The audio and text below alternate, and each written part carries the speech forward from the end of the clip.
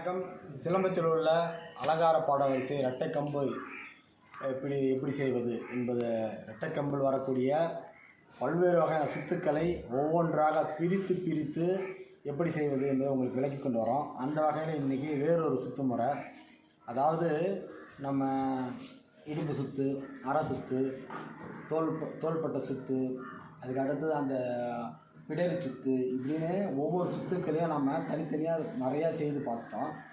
அந்த வகையில் இன்றைக்கி வேறொரு, இது சாதாரண சுத்து வகை தான்.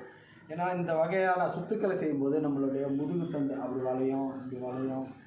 இதனால பெரும்பான்மையானவர் என்ன சொல்லுவாங்கன்னா, யோகாசனம் பண்ணால் எல்லா உறுப்புகளும் வேலை செய்யும் அப்படின்ற ஒரு மனப்பான்மையில் இருப்பாங்க. அதுபோலவே சிலம்பக்கலை சுற்றுங்கன்னா எல்லா விதமான நம்ம உடலில் இருக்கக்கூடிய அனைத்து நாடி நரம்புகளும் 72,000 நாடி நரம்புன்னு சொல்லுவாங்க. அந்த 72,000 நாடி நரம்புகளும் வேலை செய்யும். அதற்கான பயிற்சி தான் இந்த சிலம்பம். நம்ம இன்றைக்கி பார்க்க இருக்கக்கூடிய ஒரு சுற்று என்னென்னா, முன்னதாக எதிர் திசையில் செய்யக்கூடிய சுற்று பார்த்துருப்போம். அடுத்தது இணையாக செய்யக்கூடிய ஒரு சுற்று இப்படி பார்த்துருப்போம். இப்போது 2 சுற்றுமே ஒரே மாதிரி இருக்கும், ஆனால் மேலே மோதிக்கூடாது. அதாவது பாருங்கள், இப்படி முன்னாடி பின்னாடி இப்படி போய் வரக்கூடிய ஒரு சுற்று தான் இன்றைக்கி நம்ம பார்க்குறோம்.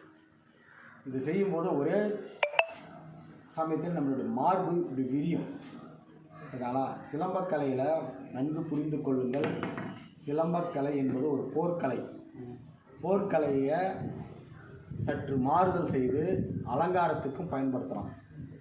இதே பாடம் தான் எதிரியோடைய சண்டை போடுறதுக்கும் நம்ம பயன்படுத்துகிறோம். அதே பாடத்திலே சிறு மாறுதல் பண்ணி பொதுமக்களை கவர்வதற்காக, இன்றைய காலகட்டத்தில் பொது ஜனங்களை கவர்வதற்காக செய்யக்கூடிய பாடமாக அது இருக்குது. சரிங்களா? அந்த அலங்கார பாடத்தில் வரக்கூடிய ஒரு பாடம் தான் பார்க்க போகிறோம். தயார் நிலையில் இல்லைங்க. ரெடி, பொசிஷன், ஆரம்பிங்க. இந்த மார்பு பகுதி விரியும் நல்லா இது செய்யும்போது நன்கு. அதே போலவே இது ஆரம்ப கட்டத்தில் பயிற்சி பண்ணும்போது ஒன்றோடு ஒன்று சிலம்பம் மோதிக்கொள்வது போல இருக்கும். பழக பக்குவமாக சிலம்ப சுற்று வந்துவிடும். சமநிலைக்கு முதல்ல ஒரு கை மட்டும் தனித்தனியாக செய்து காட்டுங்க. வலது கைக்கு மட்டும் இது எப்படி செய்யுது. நம்ம முன்னும் பின்னும் தோள்பட்டையில் சுற்றக்கூடிய சுற்றை கொஞ்சம் தள்ளி சுற்றுறோம். நிறுத்துங்க அப்படிங்க. முன்னும் பின்னும் செய்கிறோம். இங்கே அடக்கி செய்யணும். இந்த அடக்கி செய்யக்கூடிய பாடத்தை சற்று கையை அப்படி நீட்டி ஒன்றோடு ஒன்று உரசாக செய்யக்கூடிய பாடம். இதை மட்டும் செய்யணும்.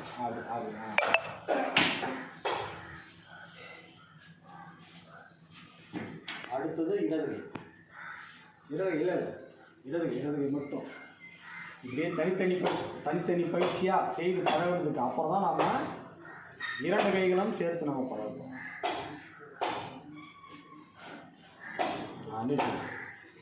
2 கைகளுக்கும் சேர்த்து செய்யும் ஒரே சமயத்தில்.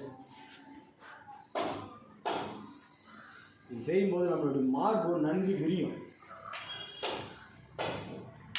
பொதுவாக ஜிம்முக்கு போகிறவங்கன்னா அந்த பல்வேறு வகையான உடற்பயிற்சி மூலம் மார்பை விரித்து செய்வாங்க. அதுபோலவே இந்த பாடத்தை செய்யும்போது மார்பு பகுதி நன்கு விரிந்து செய்யக்கூடிய பாடமாக இது இருக்குது.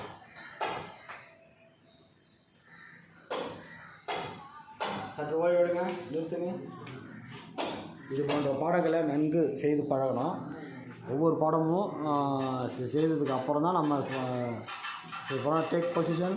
ரெடி, ஆரம்பிங்க.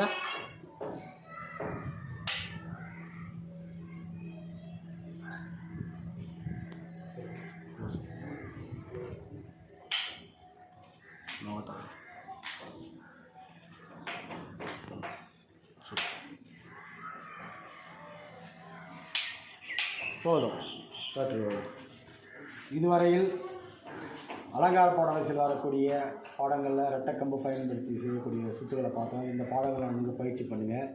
இதுபோல் உங்களுக்கு ஏற்படும் சந்தேகங்களையும் பாடத்தில் வரக்கூடிய வேறு நுணுக்கங்களையும் எங்களுக்கு தொலைபேசி எண்ணுக்கு தொடர்பு கொண்டு கேட்டாலும் உங்களுக்கு விளக்க தயாராக இருக்கிறோம்.